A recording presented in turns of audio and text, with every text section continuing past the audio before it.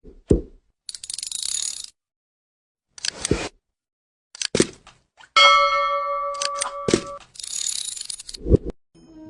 লেখা আছে যে মানুষ যদি মৌন থাকতে শিখে যায় তাহলে তার অধিকাংশ সমস্যারই সমাধান হয়ে যাবে। আর সত্যি তাই, মৌনতায় অনেক শক্তি আছে, অনেক ক্ষমতা আছে, কিন্তু সেই ক্ষমতা থেকে কি লাভ যদি তা সময় মতো কাজে না লাগে? সবসময় মৌন থাকাটা কি উচিত? না।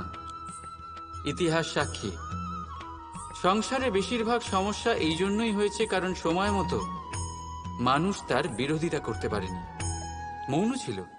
যদি মৌন থাকাটা অস্ত্র হয় তাহলে সেটাকে ঠিক সময় ব্যবহার করাটাও জরুরি।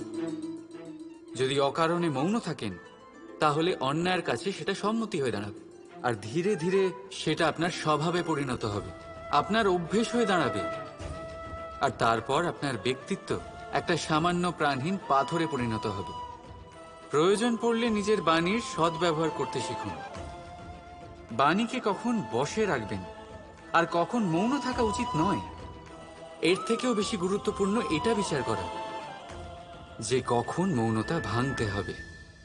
রাধা রাধা।